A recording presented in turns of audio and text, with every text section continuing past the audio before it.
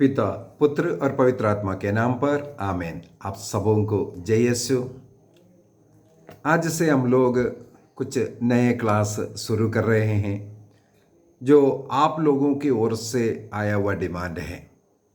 कई लोगों ने कई क्लास के लिए मेरे से आग्रह किया है, तो कुछ क्लास आगे जो आप लोगों ने आग्रह किया उसके अनुसार लेने जा रहा हूँ। आज नशे के विषय में कई लोगों ने नशे के विषय में क्लास लेने का आग्रह किया। कई लोगों का परिवार नशे के कारण नष्ट होकर के पड़े हैं। कई स्त्रियां यही कंप्लेंट करती हैं, गवर्नमेंट में पति का नौकरी है, वो नौकरी नहीं जाते हैं, नशे में पड़ा है। जो पैसा मिलता है पूरा शराब के ऊपर बर्बाद है। घर में खाने पीने के लिए, पहनने के लिए कपड़ा नहीं, खाने पीने के लिए नहीं, इस प्रकार का तंगी। दोनों सरकारी नौकरी करने वाले, उनके घर में भी ऐसे ऐसे प्रॉब्लम, बच्चे पढ़ने रहा है। अनेकों इस प्रकार का कारण हमें मिलेगा। लड़ाई झगड़ा है, चर्च नहीं जाना, प्रार्थना नहीं है, इसके पीछे सब ये नशा है। इसलिए नशे के विषय में क्लास ले लो करके मैंने जब पारिवारिक प्रार्थना एवं धर्म शिक्षा ग्रंथ को, ये जो किताब, प्रार्थना किताब लिखने के लिए लिख रहा था, तब इस नशे के विषय में, नशे से मुक्ति के लिए प्रार्थना लिखने का प्रेरणा आया। तब मेरे मन में आया, बाइबल के अंदर नशे के विषय में क्या लिखा है उसके बारे में थोड़ा पढ़ाई करने का। इसलिए मैं उत्पत्ति ग्रंथ से प्रकाशना ग्रंथ तक धीरे धीरे जांचना, स्टडी करना शुरू किया। नशे के विषय में बाइबल क्या कहते हैं। मुझे 80 जगह पर नशे के विषय में मिला, और यह भी मिला है जो नशा करता है वो स्वर्ग राज्य में प्रवेश नहीं करता करके। और मैं इन 80 वचनों को कागज में लिख रखे उनको थोड़ा और गहराई से स्टडी किया, तो मुझे इसके द्वारा होने वाले 40 परिणाम मिला। जो बुरे परिणाम, 40 बुरे परिणाम के विषय में बाइबल में लिखा हुआ है, उसको मैंने किताब के अंदर इस नशे का परिणाम बोल करके इन 40 परिणाम को उसका वचन के साथ ब्रैकेट में जो वचन है उसके अनुसार मैंने लिखा है। तो जो इतना हानिकारक है, इतने बार बाइबल में लिखा हुआ है, लेकिन लोग उसके पीछे पड़ा है। क्यों लोग इसे पीते हैं? यदि इसका एक साइकियाट्रिक स्टडी कर कर देखें, लोगों को इसको पीने के जो शुरुआत में कुछ आनंद मिलता है, चाहे शराब हो चाहे अन्य नशा का वस्तु हो। कई नशीली वस्तुओं को सेवन करते हैं। विशेषकर आज के युवा पीढ़ियाँ अच्छे अच्छे नौकरी है, अच्छे कमाता है, साथ ही साथ उनको नशे भी प्रोवाइड करता है। वीकेंड प्रोग्राम, कुछ ऐसा खान पीन का प्रोग्राम, पता नहीं क्या क्या नाम से ऐसा खाना पीना, नशे का पार्टी सब चलता है।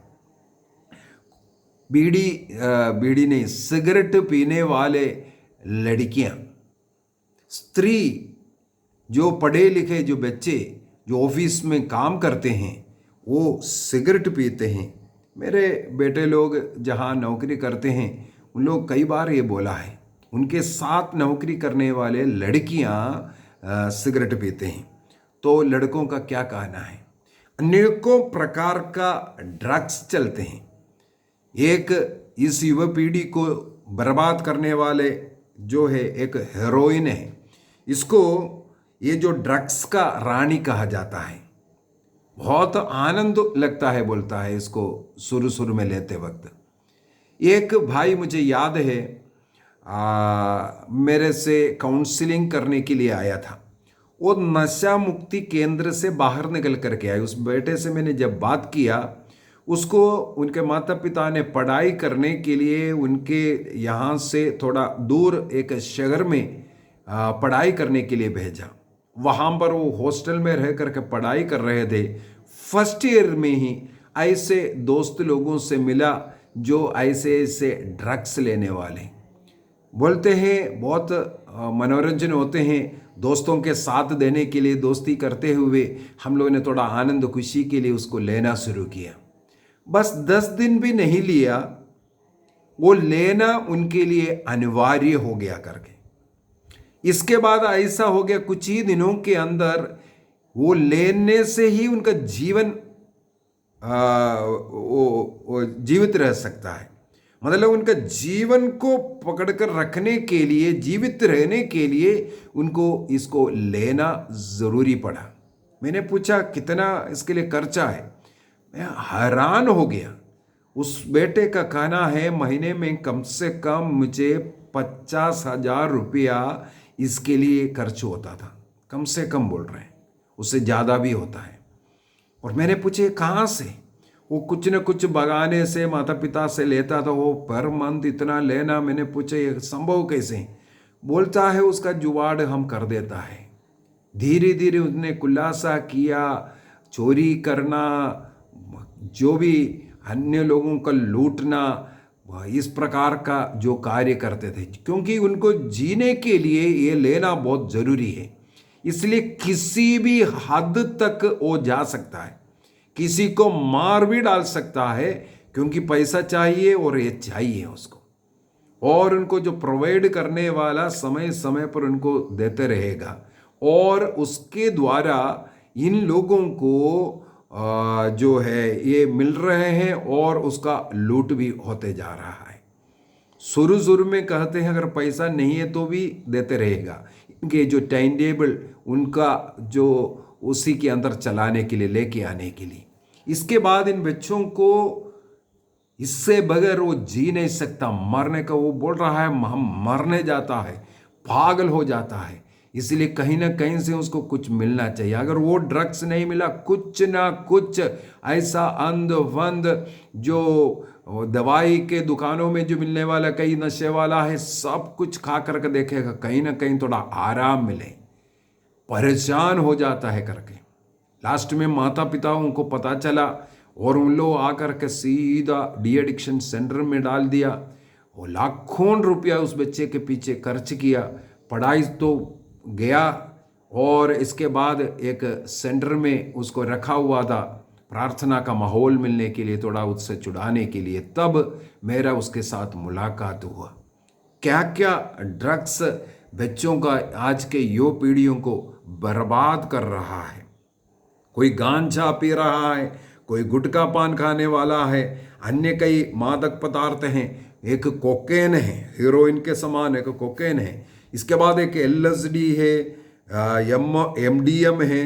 इसके बाद स्पीड बोल्ट कहते हैं, वो जो हेरोइन और कोकेन, हेरोइन से फिर कंट्रोल नहीं होता, इसके साथ फिर कोकेन भी मिला करके गोल बना करके उसको खिलाता है, उसको स्पीड बोल कहते हैं। जल्दी जल्दी उनको असर पड़ना है, मतलब उसका वो स्ट्रेंथ बढ़ाना ज़रूरी है। तो इस प्रकार बच्चों का सर्वनाश उसके साथ होता है। धन का नष्ट, अपना आत्मा का नष्ट, शरीर नष्ट, परिवार नष्ट, सब कुछ नष्ट करते हैं।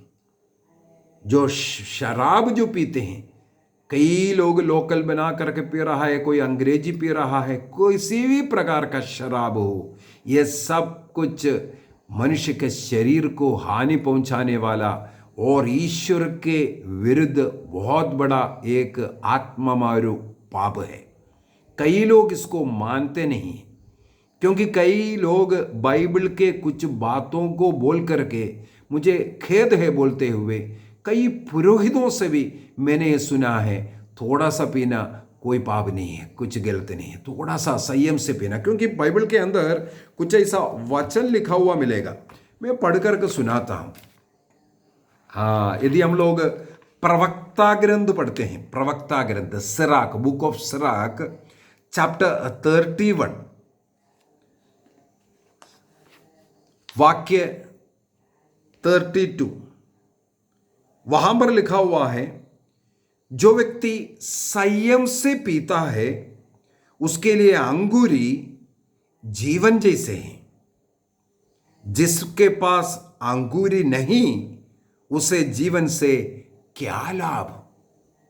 खाना है, इसका मतलब अंगूरी पीना है, अंगूरी नहीं पीने से क्या लाभ है करके पूछ रहा है उसको। लेकिन संयम से पियो, घर में पियो, खाने रात को खाते वक्त, खाना खाते वक्त थोड़ा सा पियो, इसके बाद सो जाओ, इसमें कोई दोष नहीं है कर करके बोलता है। और संत पौलुस, अगला एक बहुत सुंदर वचन, जो लोग पीने वाला, जो लोग जो स्टैंडर्ड पीने वाला, स्टैंडर्ड तरीके से, मतलब संयम से पीता है और उसको पाप नहीं समझते हैं, वे लोग कोट करने वाला अगला है पहला तिमोथी का अध्याय 5 वाक्य 23 में। फर्स्ट तिमोथी चैप्टर 5:23 में संत पौलुस अपना शिष्य, पुत्र समान जो शिष्य तिमोथी को लिखते हुए कहते हैं, तुम अब से केवल पानी मत पियो, बल्कि पाचन शक्ति बढ़ाने के लिए और बारंबार अस्वस्थ रहने के कारण तुम थोड़ी सी अंगूरी का सेवन करो। एक और बार पढ़ता हूं। संत पौलुस अपने पुत्र समान जो शिष्य है तिमोथी, उसको लिखते हुए कहते हैं, तुम अब से केवल पानी मत पियो। अर्थात तिमोथी ने निर्णय किया था, मैं अंगूरी नहीं पीऊंगा, मैं केवल पानी पी करके स्वस्थ रहूंगा। लेकिन तिमोथी को कुछ पेट में प्रॉब्लम है, इसलिए संत पौलुस उसको पत्र लिख करके कहते हैं, तुम ये सोच रहा है पानी केवल पिएंगे, वो विचार छोड़ दो, थोड़ा सा पाचन शक्ति को बढ़ाने के लिए तुम थोड़ा सा अंगूरी भी पियो कर करके, इसको बोलते हैं। इसका मतलब थोड़ा सा पी सकता है, हमारा खाना पीना थोड़ा हजम होने के लिए, तो जब थोड़ा मीट मटन सब खाते हैं, थोड़ा सा ये भी पीना चाहिए, क्योंकि संत पौलुस ने तिमोथी को बोला है करके। इस प्रकार, और ईसा मसीह का जो पानी को अंगूरी में बदलना, अनेकों लोग यही भी बोलता है, और ईसा मसीह स्वयं पीता है, इसी को भी बोलते हैं। इसलिए हम लोग भी थोड़ा थोड़ा सा पीने से कोई फर्क नहीं पड़ता है, पी सकता है करके। ये लोग जो बाइबल के अन्य जो वचन लिखा हुआ है, इसके ऊपर ज़्यादा ध्यान नहीं दे रहा है। छोड़िए, उससे पहले इसके विषय में भी थोड़ा समझने की ज़रूरत है। क्यों इस प्रकार प्रवक्ता ग्रंथ में लिखा है, क्यों इस प्रकार तिमोथी को लिखते हुए संत पौलुस ने कहा, क्यों ईसा मसीह ने पानी को अंगूरी में बदला है, ये सब हमें समझने की ज़रूरत है। ये जहाँ सबसे पहली बात है प्रवक्ता ग्रंथ 31 जहाँ हम लोगों ने पढ़ा वाक्य 27 को, वहाँ पर वाक्य 32 को हम लोगों ने पढ़ा था, अभी वाक्य 35 को पढ़ते हैं। वाक्य 35 में लिखा है, नशे के लिए नहीं बल्कि आनंद के लिए प्रारंभ से अंगूरी की सृष्टि हुई। नशा का उद्देश्य से नहीं, बल्कि इसके द्वारा आनंद, किस प्रकार का? 2 प्रकार का आनंद है। इसको पीने से थोड़ा सा खुशी आनंद आता है, जैसे मैंने बोला कोकेन हो, हेरोइन हो, या कुछ और अन्य मादक पदार्थ उसको ग्रहण करेंगे, उससे बहुत आनंद आता है बोलता है। उस आनंद के लिए ही वे लोग उसका सेवन करते हैं। तो जीवन में कुछ आनंद खुशी के लिए इसको थोड़ा सा ले लो बोलते हैं। और हमें मालूम है इज़राइल में एक मुख्य जो खेतीबाड़ी कहा जाता है, अंगूर की खेतीबाड़ी है। हमारे भारत देश में भी अनेक कई जगहों पर खेतीबाड़ी इसका करता है। तो खेतीबाड़ी कर करके यदि हम देखा जाए, नूह के समय पर अंगूर की खेतीबाड़ी हुआ, नूह ने उसका खेतीबाड़ी किया, उसका रस निकाल करके पिया, वो भी मतवाला हो गया था। मतवाला होकर के नूह जो जो ईश्वर के धर्म मार्ग पर चलने वाले एक सदाचारी व्यक्ति था, वो अपने घर में बच्चों के सामने नंगा पड़ा हुआ था। उसका वो जो सदाचार सब इस नशा करने के कारण नष्ट हुआ। और साथ ही साथ हम लोग देखते हैं उनके नग्नता को देख करके जिस बेटे ने उस पर हंसा, उसको इसने नशे में रहकर उसको शाप भी दिया। उनका संतान है कनानी शापित पिता द्वारा नशे में करने का कारण है। पिता का नशा अपने पुत्रों का विनाश का शाप का कारण भी बना है, हम लोग ये देखते हैं। तो नूह के समय से अंगूर की खेती शुरू हो चुका है। तो तब से ईश्वर ने अंगूर का पैदा इसलिए किया होगा उस समय पर, ये लोगों को इसको पीने से कुछ आनंद मिला है, और साथ ही साथ ये शरीर के लिए अच्छा एक दवाई के रूप में, और अनेकों बीमारी से लोगों को बचाने का। क्योंकि उस समय पर इतना साइंस एडवांस नहीं हुआ, कुछ ऐसा मेडिसिन नहीं होता है, और लोगों के खुशी आनंद के लिए कोई चीज होता नहीं था उन दिनों में। उन समय पर इसको पीना कोई पाप भी नहीं समझते थे। लेकिन वही पुराना विधान के अंदर बार बार लिखा हुआ बात है इस नशे के विषय में। मैंने बोला ना, 80 जगह पर थोड़ा सा उठा लेते हैं 2-3 वचनों को। नबी इसहाक ने क्या कहा है? इसहाक का ग्रंथ उसके अध्याय 5 वाक्य 11, आइज़ाया चैप्टर 5 वर्स 11। धिक्कार उन लोगों को जो बड़े सवेरे से मदिरा पीते। जो कई लोग ऐसे हैं, सुबेरे उठ करके शुरू करता है, रात तक पीते रहता है। इसके बाद आगे लिखा हुआ है, जो संध्या को देर तक अंगूरी पीकर मतवाला हो जाता है, उनको धिक्कार करते हैं सुबह से शाम तक। और शाम को जो पी करके बैठता है और मतवालापन में आता है, ऐसे लोगों को इसहाक ने धिक्कार किया। और वाक्य 20 में, धिक्कार उन लोगों को जो बुराई को भलाई और भलाई को बुराई कहते हैं, अच्छाई को बुराई कहते हैं, बुराई को अच्छाई कहते हैं। मतलब नशा करने से कोई हानि नहीं, बाइबल में भी लिखा हुआ है। इस प्रकार बोल करके जो बुराई का कार्य है उसको भलाई में लोगों को बताना सिखाना। ये वाक्य 22 वहां पर लिखा हुआ है, धिक्कार उन लोगों को जो अंगूरी पीने में बहादुर हैं और मदिरा मिश्रण करने में चतुर हैं। तो ऐसे लोगों को नबी इसहाक के द्वारा धिक्कार कहते हैं। और होशिया का ग्रंथ को भी थोड़ा पढ़ लेते हैं। होशिया, नबी होशिया के द्वारा, होशिया का ग्रंथ उसके अध्याय 4 वाक्य 11 से, वहां पर लिखा हुआ है, अंगूरी चाहे नया हो या पुराना, ये दोनों बुद्धि को भ्रष्ट करती है। नया और पुराना का मतलब है, नया पीने से कहते हैं उतना मतवालापन नहीं होता है। इसका मतलब मतवाला नहीं होना, इसका ये मतलब नहीं है आप सही कर रहा है।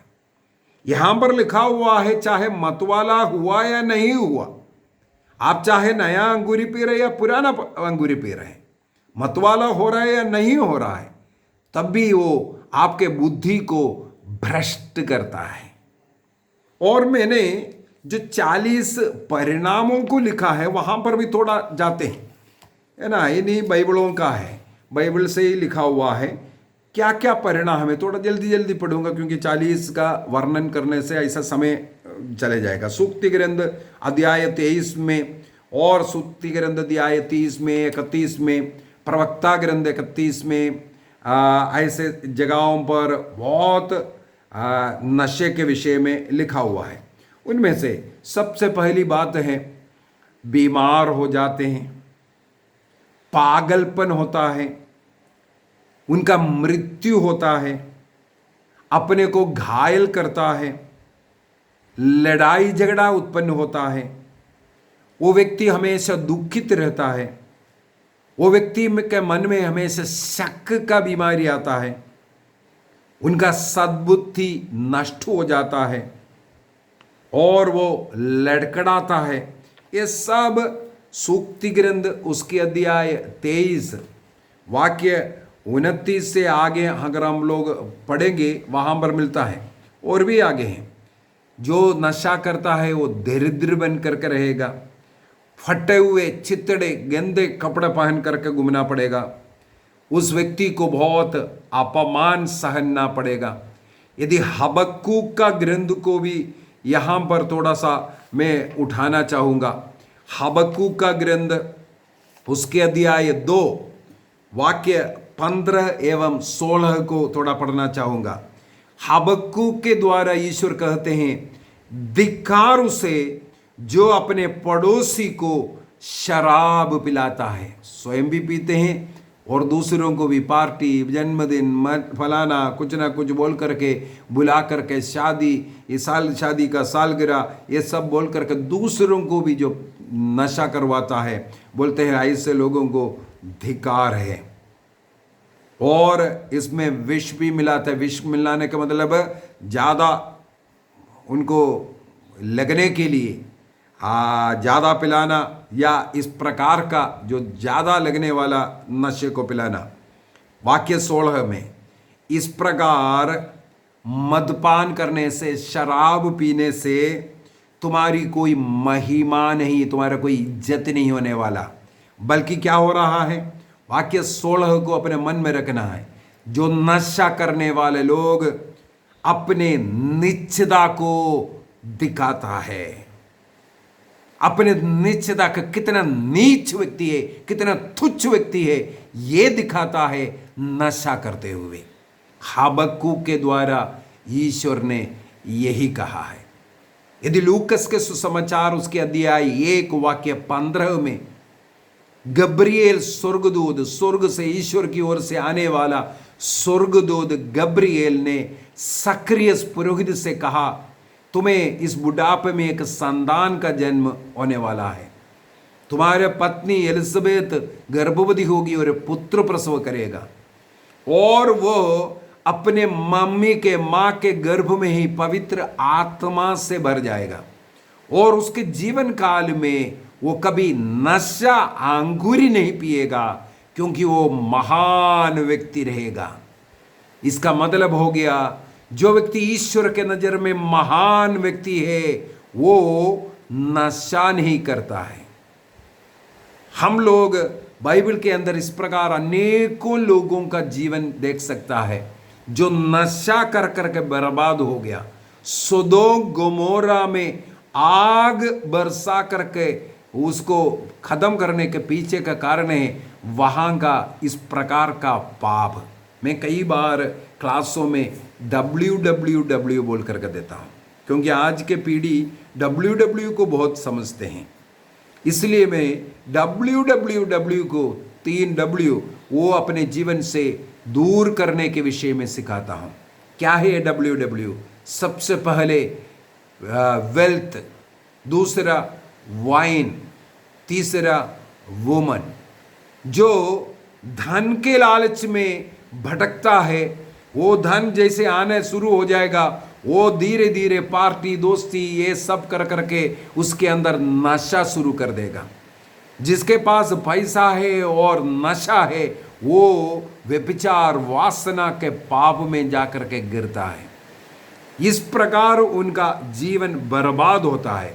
इसलिए ईसा मसीह ने सावधान किया। लूकस के सुसमाचार अध्याय 21 वाक्य 34, लूक चैप्टर 21:34 के द्वारा ईसा मसीह सावधान करते हुए कहते हैं, तुम सावधान रहो। 3 बातों को वहां पर भी बोल कर दिए। ये www के विषय में वहां पर लिखा हुआ है, तुम भोग विलास का जीवन में मत जाया करो। तुम नशे के बंधन में नहीं जाना है। तीसरा है इस संसारिक चिंता में, अर्थात ये WW के विषय में ईसा मसीह ने यहाँ पर भी बोल करके दे रहा है, इससे हमें दूर रहने की जरूरत है। एफेसियों को लिखते हुए संत पौलुस एफेसियों का पत्र अध्याय 5 वाक्य 17 एवं 18 के अंदर लिखा है, आप इस समय का सदुपयोग करो, ना समझ ना बनो, बुद्धिभ्रष्ट व्यक्ति मत बनो, बल्कि ईश्वर की इच्छा क्या है इसको जानो। इसके बाद आगे लिखा हुआ है, अंगूरी पी करके तुम मतवाला मत बनो, क्योंकि इसमें विषय वासना उत्पन्न होते हैं। WW धन का लालच, नशा और वासना का पाप, ये जुड़ा हुआ मिलेगा। कोई भी ऐसा नशाला व्यक्ति है उसमें देखना पैसे का ईमानदार व्यक्ति नहीं मिलेगा। वो नशे के लिए, अपने खर्च के लिए ऐसे ऐसे पैसे में ईमानदार नहीं मिलेगा। कैसे कमाए, कैसे इस प्रकार नशा कर करके अपने जीवन में आनंद लाए, खुश रहे, अपने मर्जी अपनी इच्छा ढूंढने वाला, अपना सुख ढूंढने वाला व्यक्ति मिलेगा। ऐसे लोग हमारे घर को, हमारे समाज को बर्बाद करते हैं। तो बाइबल बार बार ये कहते हैं इस प्रकार का नशे से दूर रहना है। आगे थोड़ा सा और पढ़ता हूं उसका परिणाम में। सुक्ति ग्रंथ कही अध्याय 20 में लिखा हुआ है, 21 में, वो उपद्रव मचाता है, अपने जीवन में लड़ाई झगड़ा, अपने शरीर को हानि, यह सब पहुंचाने वाला। इसके बाद लिखा हुआ है 31वां अध्याय के अंदर, ऐसे लोग नियम कानून को भूल करके कार्य करेगा और गरीब वर्ग, कमजोर लोगों का शोषण कर करके उनसे जो कमाने वाला बनेगा, वो उनका विनाश का कारण मिलेगा। बुद्धिमानी लोग इसे नहीं पीता है। सूक्ति ग्रंथ अध्याय 20 वाक्य 1 के अंदर हम लोग पढ़ते हैं, जो पीते हैं उनका मन यहाँ वहाँ भटकते हैं, पाप के लिए भटकते हैं, पाप चिंता उन्हें खाते हैं। इसके बाद आगे लिखा है, पीने वाला जो मजदूर है वो कभी अमीर नहीं बनेगा, वो दरिद्र ही रहेगा। इसके बाद लिखा है, जो व्यक्ति पीता है उन्हें कोई आनंद है कर करके बोल रहा है, उसका एक साइकाट्रिक ये दिमाग को अटैक करता है, इसलिए आपको लगता है मुझे कुछ आनंद खुशी मिला है कर करके, क्योंकि वो दिमाग को इसलिए लड़खड़ाता है। क्योंकि ये जो भी नशा है वो दिमाग के साथ, अपने आपके बुद्धि के साथ, अपने जो दिमाग का जो कंट्रोल है उसको बिगाड़ता है धीरे धीरे, इसलिए पागलपन आने का कारण। आगे लिखा हुआ है, ऐसे लोग बहुत क्रोध करने वाला, अन्य लोगों के बीच में क्रोधित रहने वाला, लड़ाई झगड़ा पहुंचाने वाला, और अपने को ही इस प्रकार वो हानि पहुंचाता है। उसका जो शरीर का जो शक्ति सामर्थ्य ईश्वर ने दिया है वो धीरे धीरे क्षीणित घटता है करके प्रवक्ता ग्रंथ अध्याय 31 का वाक्य 40 में लिखा हुआ है। और दानियल का ग्रंथ अध्याय 1:8 में दानियल ने कहा, मैं ये नशा कर के, अंगूरी पी करके अपने को अपवित्र नहीं करूंगा। अर्थात जो नशा करता है अपने को अपवित्र करता है। कुरिन्थियों को लिखते हुए संत पौलुस कुरिन्थियों का पहला पत्र अध्याय 3 वाक्य 16 एवं 17 में लिखा है, क्या आप नहीं जानते हैं आप ईश्वर का मंदिर है, आपका शरीर ईश्वर का मंदिर है। यदि कोई इस शरीर ईश्वर का ये मंदिर को अपवित्र करेगा, नष्ट करेगा, ईश्वर उन्हें नष्ट करेगा करके अनेकों लोग नशा कर करके ईश्वर के इस मंदिर को अपवित्र कर रहा है, अशुद्ध करता है। इस प्रकार के लोग कभी ईश्वर के नजर में महान व्यक्ति नहीं हो सकता है। जो पीने वाला अपने निश्चयता को दिखाता है। और कुरिन्थियों का पहला पत्र दिया है 6:10, 1 Corinthians chapter 6:10 एवं मलाकी के ग्रंथ गलाती के ग्रंथ अध्याय 5:21 में, गलाटियंस चैप्टर 5:21 में, इन दोनों जगहों पर लिखा हुआ है, नशा करने वाला व्यक्ति स्वर्ग में प्रवेश नहीं होगा। और एफेसियों का पत्र दिया है 5:18 में लिखा है वो वासना को उत्पन्न करता है। इसलिए पुरोहित लोग, जो ब्रह्मचर्य व्रत लिया हुआ लोग, इस प्रकार का नशे से दूर रहना बहुत ही जरूरी है। यदि ये नशा जिस व्यक्ति छोड़ नहीं सकता, वो अन्य चीज, कौन सा चीज को छोड़ेगा? जो व्यक्ति के जीवन में नशा नहीं छोड़ पा रहा है, क्या वे विचार को छोड़ेगा?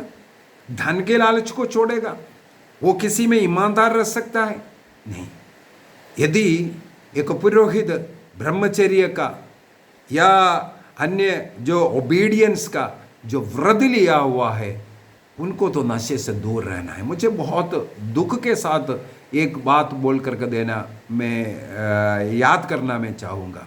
अनेकों ऐसा हमारे पुरोहितों को, क्रिस्तीय पुरोहितों को मैंने देखा है जो नशा करता है, डी एडिक्शन सेंटर में भी छोड़ता है, डायसिस कैसे भी उन्हें छुड़वाने के लिए, लेकिन इसके बाद भी सुधारता नहीं है। रोज पीने वाला मिलेगा। कई जगहों पर रिट्रीट के लिए गया, हमारे सामने भी ऑफर किया हुआ अवसर मुझे याद है, चाहे डेली पीने वाला हो या अपना बर्थडे मनाने के लिए हो, नशे के साथ ये सब करने वाला पुरोहित। मुझे दुख के साथ ये भी बोलना पड़ रहा है। अन्य धर्म का जो धर्मगुरुओं को यदि देखे, मैं बोलूँगा, मैंने आज तक मेरे नज़र में मैंने नहीं देखा है कोई हिंदू पंडित जो उनके मंदिर में जो पूजा करता है वो नशा कर करके कहीं पड़ा हुआ है।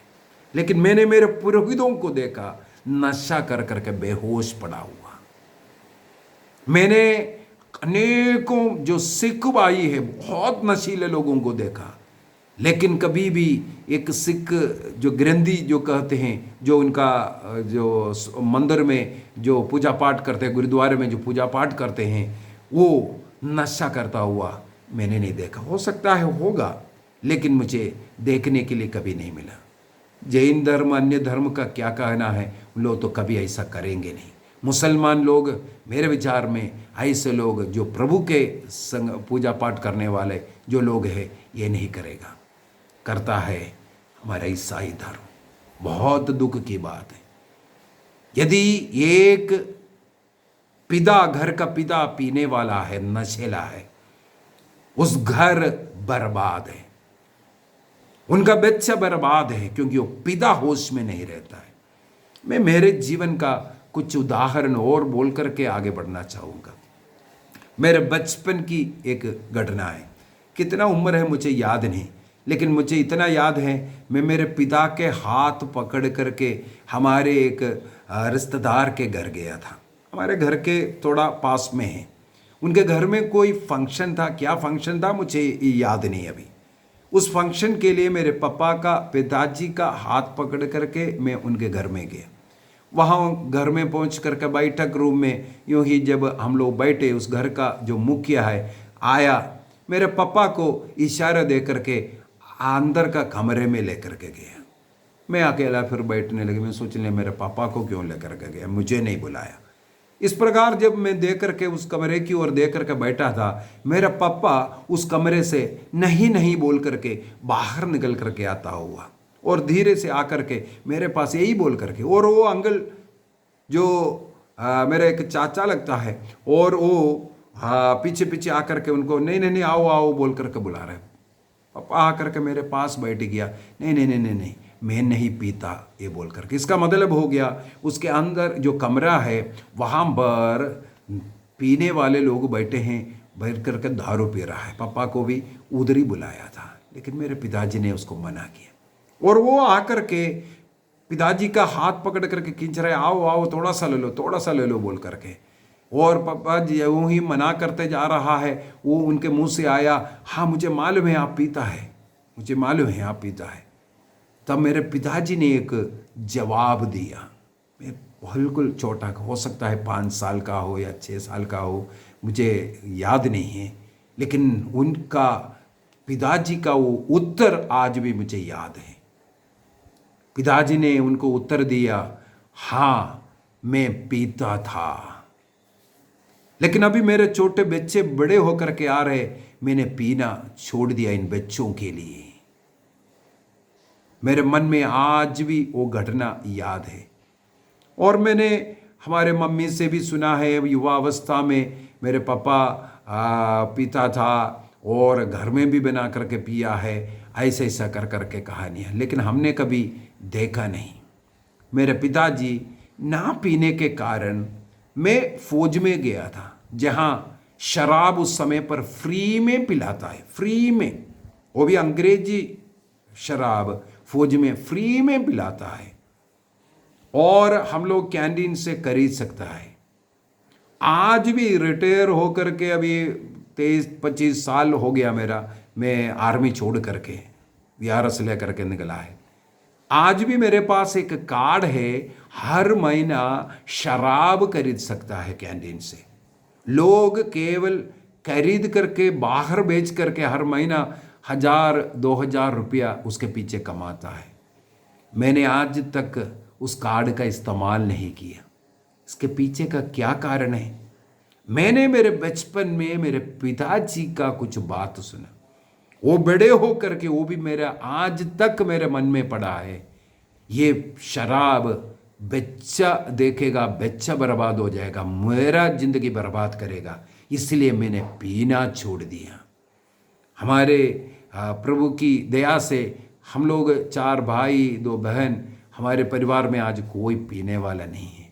ये बड़े खुशी की बात होता है, क्योंकि जिस घर में नशा करता है, जो व्यक्ति नशा करता है, उस नशे के द्वारा घर में लड़ाई झगड़ा है, अन्य पीड़ाएं हैं, बीमारियां हैं, और उनके संतान भी इसी प्रकार पीने वाला बनता है। यदि घर का मुखिया पति पिता यदि ना पीने वाला, थोड़ा सा प्रभु में प्रार्थना करने वाला बन जाए, घर के संतान को इस प्रकार आप बोलने का भी जरूरत नहीं है, बच्चे अपने आप समझते हैं। मेरा भी 2 बेटे हैं, प्रभु की दया से आज तक उनका कोई इस प्रकार का अंध फंद नहीं, बल्कि जो उनके ऑफिसों में जो पीते हैं, ऐसे ऐसे लोगों की कहानी हम लोगों को बता कर देते हैं।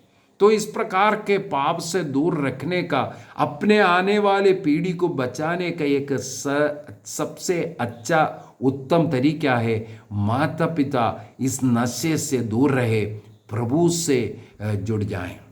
एफेसियों को लिखते हुए संत पौलुस अध्याय 5 वाक्य 19 में यही कहा है, आप अंगूरी पी करके मतवाला नहीं, बल्कि क्या करना है, पवित्र आत्मा से भर जाओ। पवित्र आत्मा में आपको आनंद मनाना है।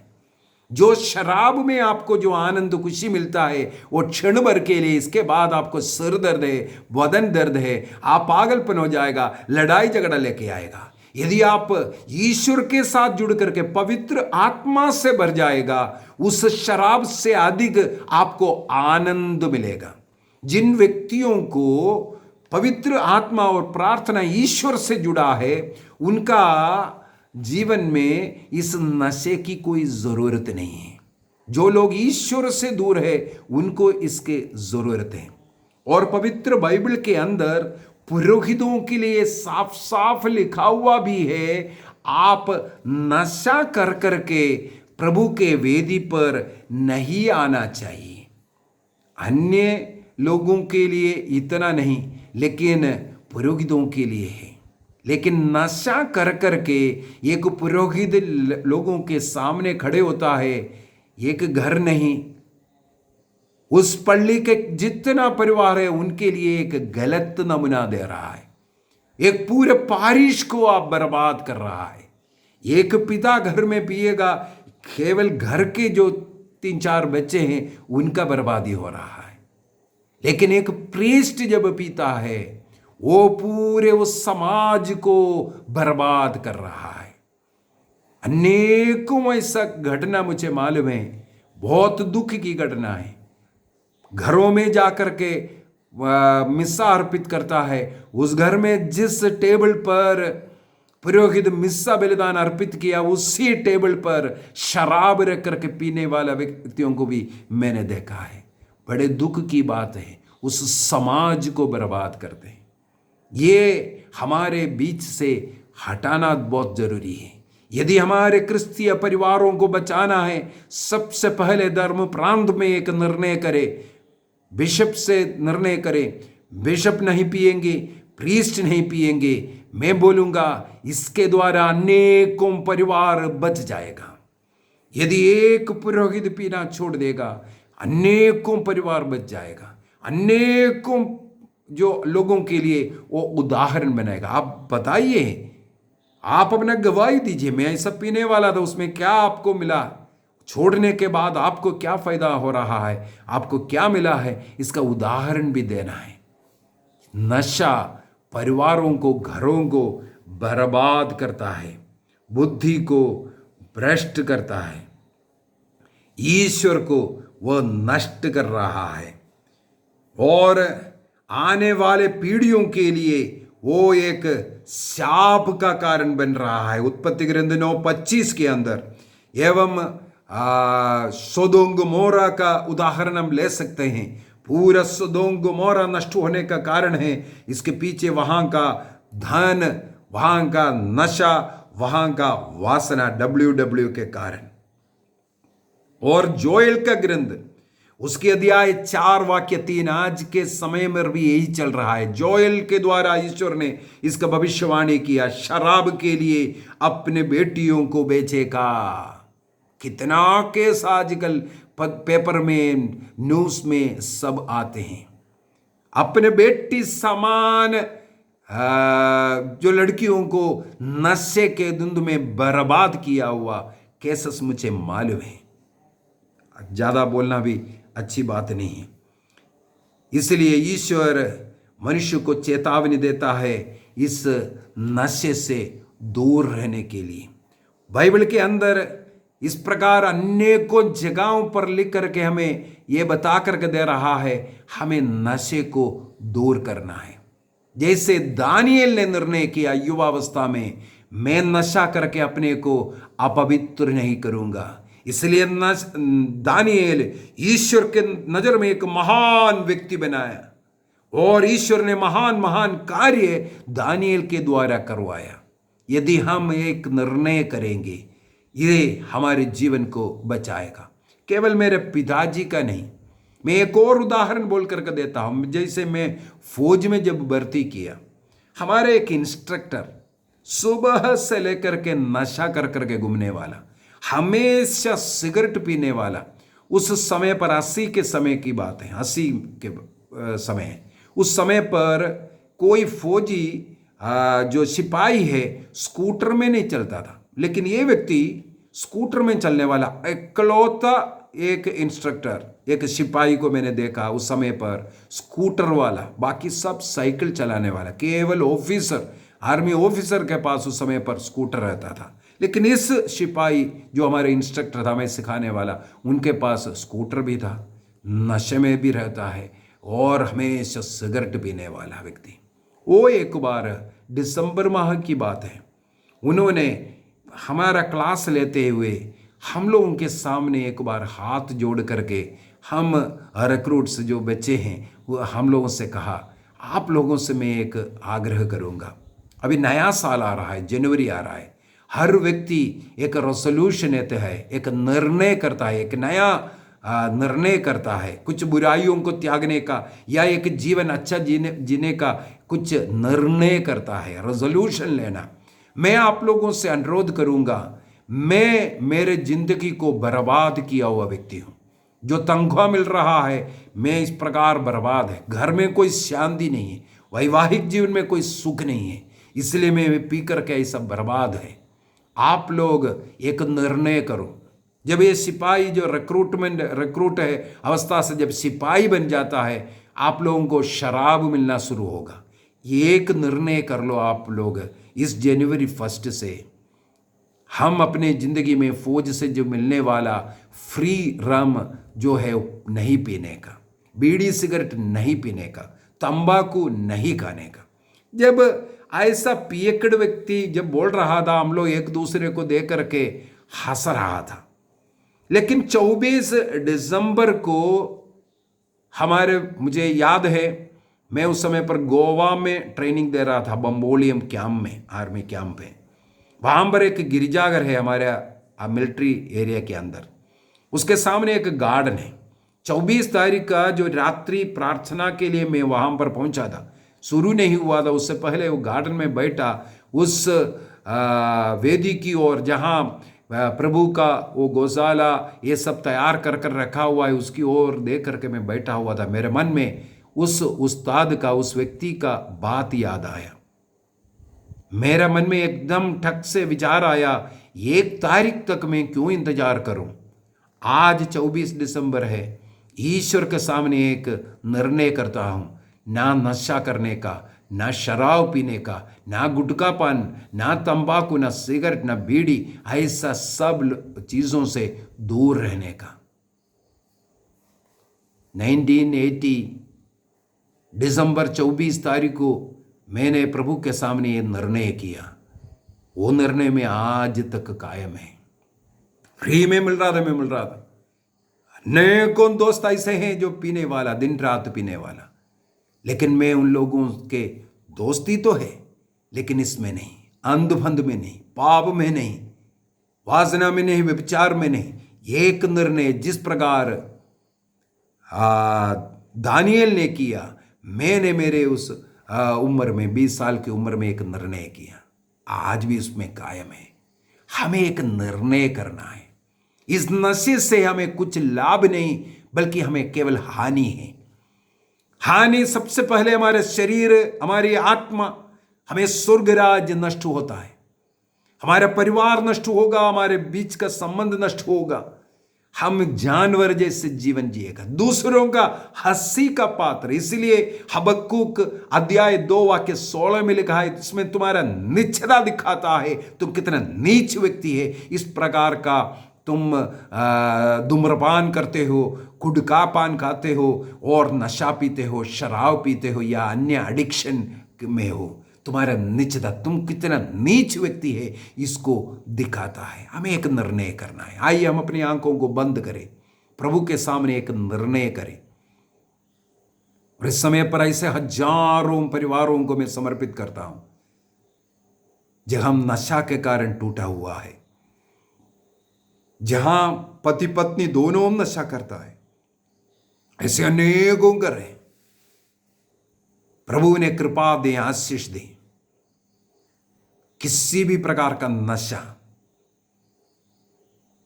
एडिक्शन, इससे दूर रहने का।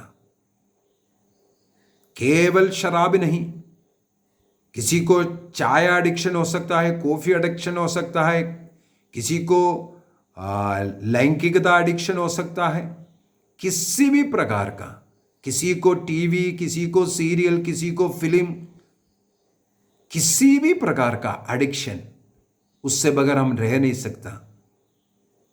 भोजन नहीं छोड़ सकता, इस प्रकार का नशा नहीं छोड़ सकता, चाय नहीं छोड़ सकता। कौन सी बात हमें खींचता है, उससे बगैर मैं नहीं रह सकता, वो हमें चाहिए। चाहे चालीसा हो, मीट मच्छी चाहिए, छोड़ नहीं सकता। ये सब एक प्रकार का एडिक्शन है। हमारे शरीर, हमारी इच्छा, हमारे अधीन रहना है। समर्पित कीजिए। ऐसे नशा करने वालों के लिए मैं प्रार्थना करता हूं, प्रभु अपनी आत्मा से उन्हें भर दें।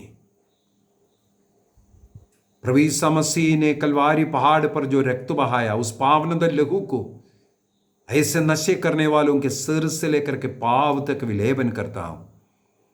ऐसे हजारों युवक पीढ़ियों को निर्णय करने का एक कृपा इसी समय पर मिले। बुद्धि को भ्रष्ट करने वाले, जीवन को बर्बाद करने वाला किसी भी प्रकार का नशा, गुटखा हो या संयम से पीने वाला अंगूरी हो, नहीं स्पर्श करने का निर्णय करें। पुराने समय पर वो दवाई के रूप में, क्योंकि पेट दर्द के लिए, हजम करने के लिए, कुछ ऐसा पेट का गड़बड़ी है, उसके लिए कोई दवाई नहीं होता था, इसलिए ईश्वर ने उस जमाने में अंगूर दिया था, ताकि अंगूर का रस पिए, उसको शराब बनाने के लिए नहीं। उसका नाम शराब नहीं, वो एक विटामिन टॉनिक के समान उस जमाने में वही था। निर्णय कीजिए, उसके नाम पर हम पिएंगे नहीं। जो समाज को बर्बाद कर रहा है, चाहे कितना भी अच्छी चीज क्यों ना हो, उसको मेरे जीवन में मैं ग्रहण नहीं करूंगा। मेरा जीवन दूसरों के लिए उदाहरण बनकर रहेंगे। ये उदाहरण लोगों को बोलकर रहेंगे, जैसे मैं अपने जीवन का उदाहरण आपको बोलकर के दिया। हर व्यक्ति इस प्रकार अपने जीवन का उदाहरण दूसरों